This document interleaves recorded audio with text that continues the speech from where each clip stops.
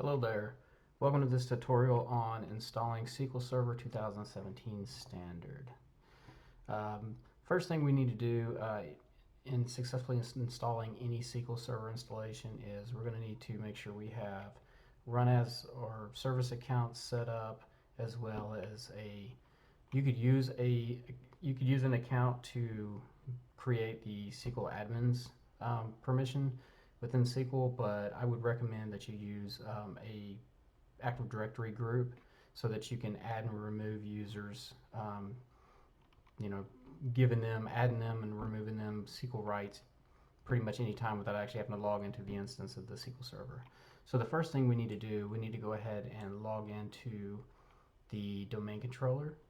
So as you can see, I've already logged into my domain controller here. I'm in contoso.com. So I've already went through and I've created some OUs and stuff like that, just kind of put some things into to some buckets. So here in the service account, so we're going to create 3 different service accounts. So I'm going to go ahead and create those real quick.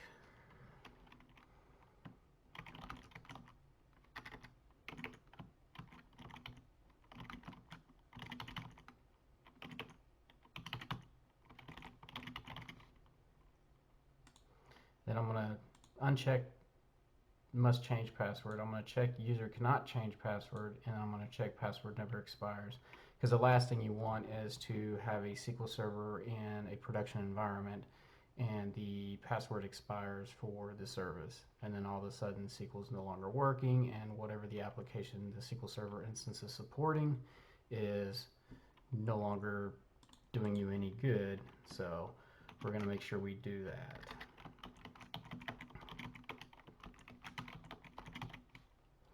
Now I'm going to go ahead and hit next, finish.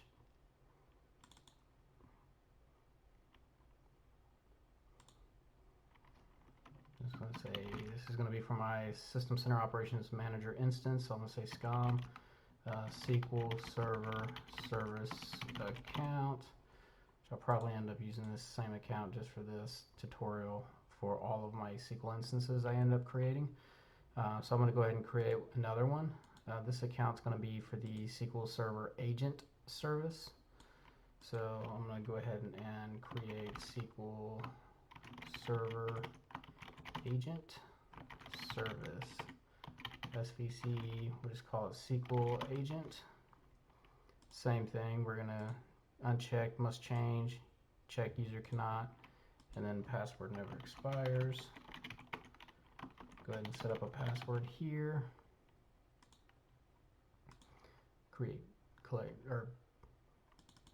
Hit finish. Again, SCOM SQL Server Agent Service. And then lastly, we're going to create a service account that's going to be used for SQL Server reporting services. So I'm going to say SQL Server Reporting Services. So SVC will do SQL reports. Just because if you try to go too long with it, then you could potentially run into the 15 character limit. So if you do like SVC, let's say if I wanted to do SCOM SQL reporting, it will end up cutting some of this off. So we're just going to go with SVC SQL reports.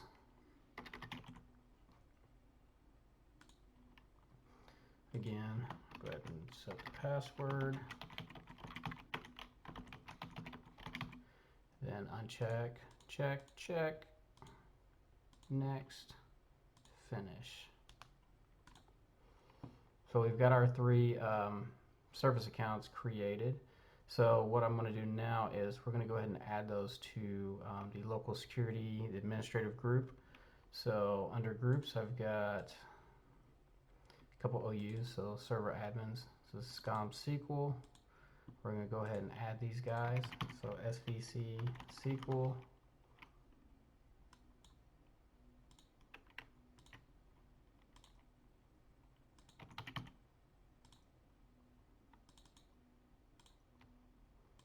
Click apply, click OK. So now that we've got that created, the last thing we need to do, we need to go ahead and create an admin group. So I'm going to create a group here, and you can call it whatever you want.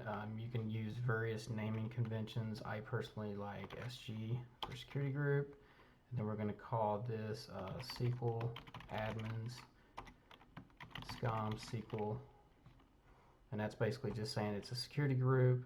It's for SQL administrative rights, and it's for SQL Server scom SQL, and then OK.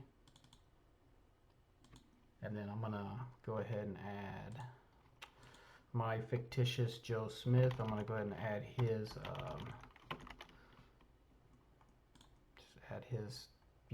his administrative account to the SQL admins security group.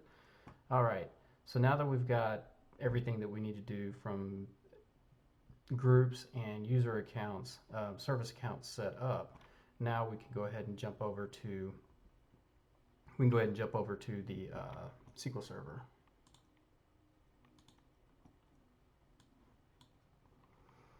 Okay, so now I'm on the SQL Server. So the first thing I need to do is I need to go ahead and open up computer management because I didn't do that, and I want to go ahead and add that security group to the local administrators group.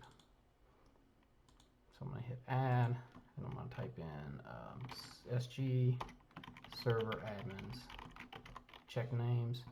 So as you can see, SG server admins, scom SQL. So that's going to grant that group local administrative rights to this server. So there we go. So we're good there. All right, so now we're ready to install SQL.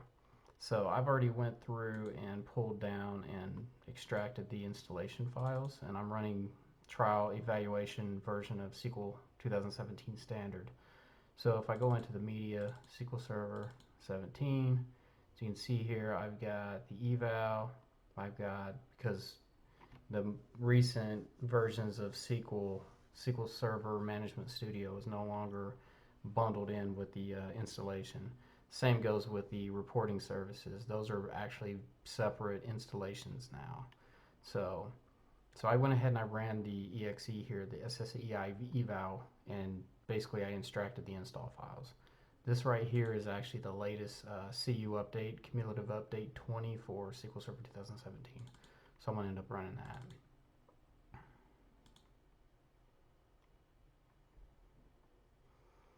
So here we go. So basically right now we're just going to, again, anytime you're installing anything that's going to be making system-wide changes, it's going to get into the system, Hive the registry. You always want to make sure you run it as administrator with elevated privileges. If not, you could run into various different types of errors and such, because you might get through part of the install and it has to access a portion of the system that's locked down. So even though you have local administrative rights, doesn't necessarily mean, unless you run it as administrator, you still might not be able to install and make changes, all the changes that you need to. All right, so I've got the SQL Server Installation Center opened up here. So what we're going to want to do, we're going to click on Installation.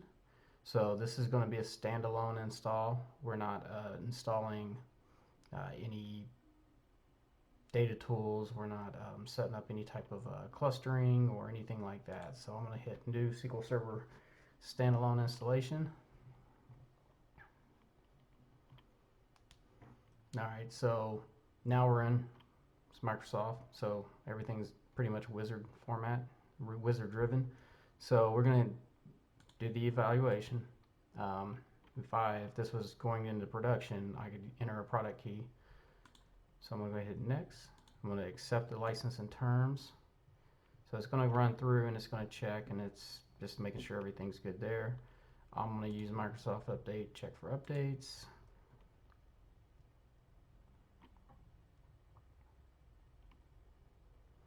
Okay, so it does some more checks here. Everything's good to go. Windows Firewall, basically, it's just saying that it's enabled. So once we get ready to install an application that's actually going to be hitting the SQL Server, we'll have to make sure that ports 1433 are open, because if not, then the application that's trying to query the database will not be able to have a successful connection. So I'm going to go ahead and click next. All right, so this is where you want to select what different features you want to have installed.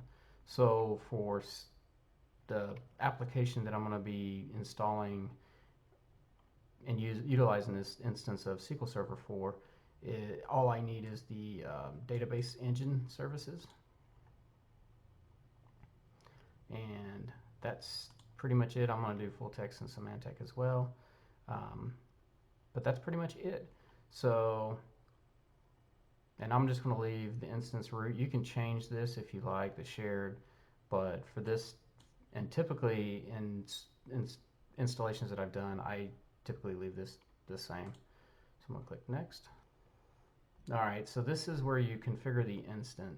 So you can see right here basically what SQL does during the setup. It queries to check and see if there's any instance of SQL running. If there's already instances running, because you can have multiple instances installed on a single server. So you could go by the default instance, or you can do a named instance. So for this, I'm just going to call it SCOM SQL. All right, so here we are with the selective services that we need to set accounts for. So this is why we went through and we set up the service accounts before. So basically what this is doing is you can see it's querying, and it's going to query Active Directory. So I'm going to type in SVC SQL agent.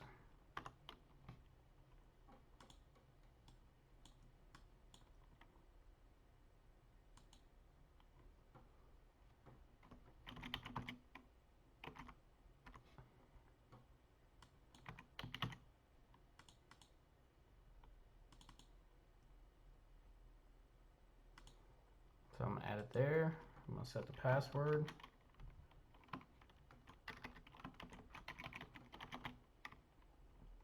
I can get it right. And I'm going to change this to automatic. If you're running a system that does not need the agent service, then you would keep that as manual, or you could even disable it.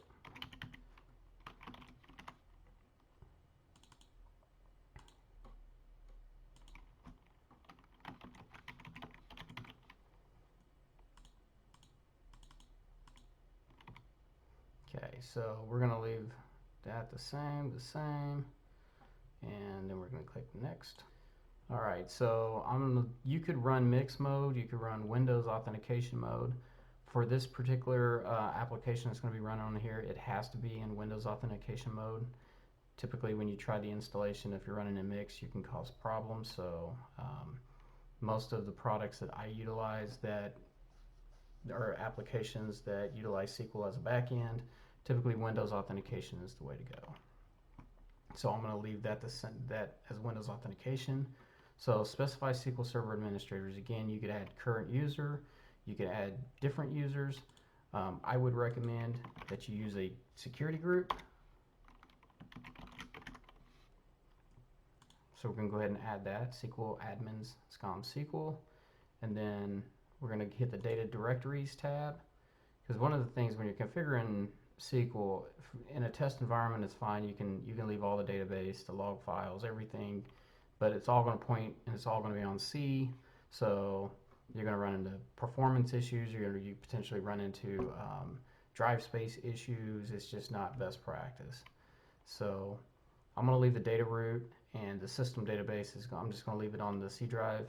The user, I'm going to change.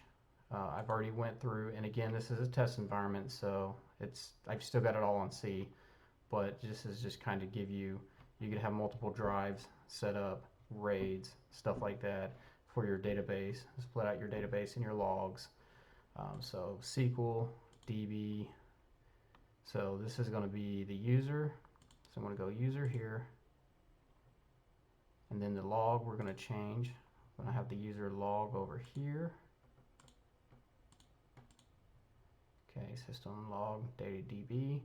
Then the backup, obviously a backup's not going to have separate logs, so again, you'd want your backup on a separate disk, and really you'd want a backup system or something to take that and actually put that SQL backup on a different server or a different network location that's completely different than the system that it's of the database and logs of the databases that it's backing up. Go ahead and click next.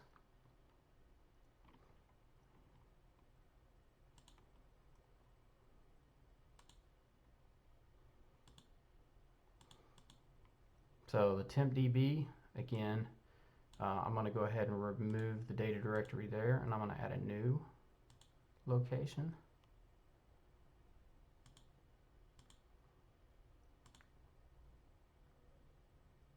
Temp.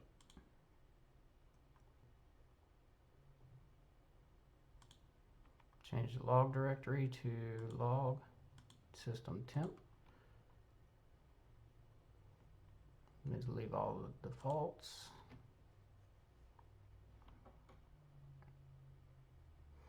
Alright, so we're ready to install. Anytime you have a chance to take a look at the summary and just verify all your configurations before you just click install. Typically next install can get you in trouble, especially once you don't realize it and then you're missing some stuff and it goes production. Once a system goes production, it's a lot harder to, and there's a lot more risk involved when you have to make changes, so it's best to get it right the first time. So I'm going to go ahead and click install. Alright, so the installation of the SQL Server Database Services is complete now, so I'm going to go ahead and hit close here.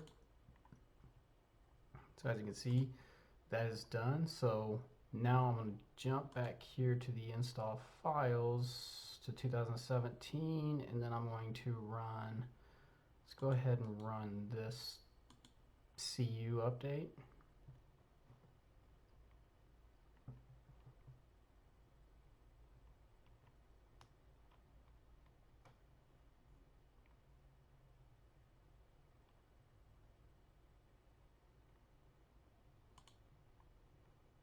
Go ahead and click update.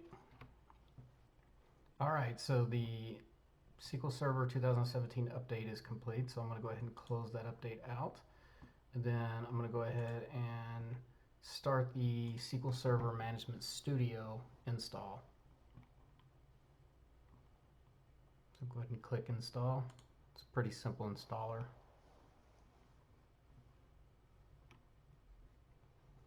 And there's no, outside of installing the database services first, there's no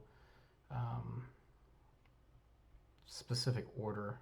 You could do the database install, SQL Server reporting services, and then if there's any cumulative updates, then go ahead and install those.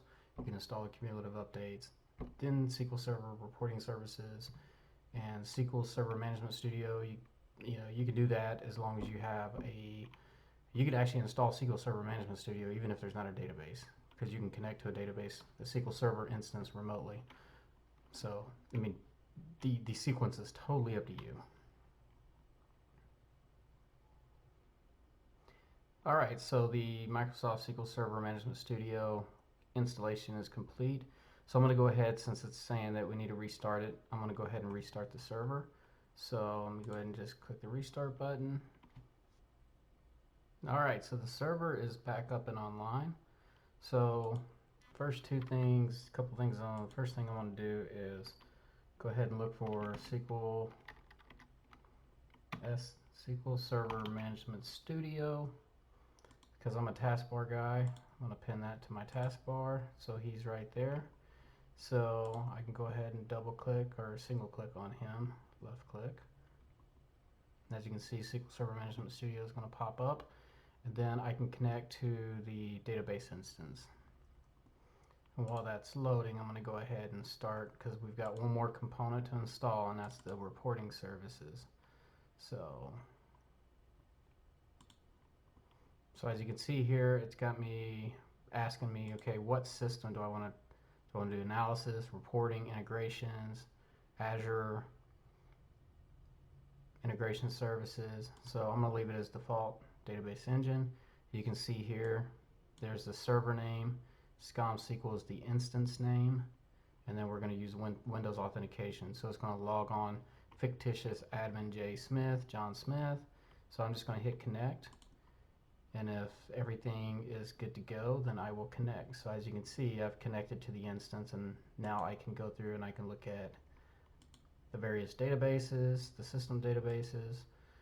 I could create a database. I could do all kinds. I could create stored procedures.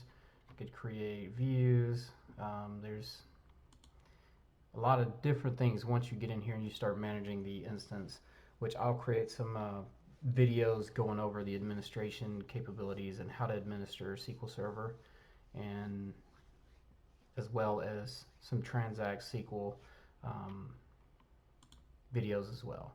So as we can see, the SQL instances are running. And one thing you can look at too is whenever you install an instance, if you open up your services snap-in and you look for SQL, you'll see for each instance, you'll see like SQL Server, and then the instance name is in parentheses. So if this was the default, if I would have just left it as the default, it would be SQL Server / MS SQL Server, all one word. And then the same goes for whatever other components you got. Agent, once we install reporting services, if you had analysis services, they would show up as well. So we'll go ahead and close that. Let's just go ahead and for now, let's just close this. All right, so we're back at the installation center. So we're going to want to click on the installation here. So then we're going to hit the install SQL Server reporting services, and it's going to take me to the download page. All right, so I'm going to open folder, run as administrator, click yes. And one thing that's nice about a lot of these installers with these applications, they do a lot more checks now. So if you're missing prerequisite software or anything like that, lots of times not only will they tell you what you need, but then they'll have some links to direct to the downloads and such. Back in the day, you would just have to go out and find it and download it and everything. So again, this is eval. So I'm going to hit evaluation. I'm going to accept. Instance SQL install services only. You need to have installed data essential on. Yep. Click next. So I'm going to install location. Okay, so once you set up the installation, then you can go in and configure it and customize, which I'm not going to do right now. I'll just open up the configuration. So as you can see, server name, then SSRS, that's the instance. So then you can come in here and you can set up your service account, your web server URL. You can set it to HTTPS and all that good stuff. Your SMTP settings. So if you want to have the reporting server send out subscriptions to individuals as well. Execution account. We'll get into that later on. But yes, so now the installation is complete for SQL Server. We've got the database engine, reporting services, SQL Server Management Studio installed. I hope that you have found that this instructional video is helpful, and if you do, please like, share, subscribe, and appreciate it. Thank you.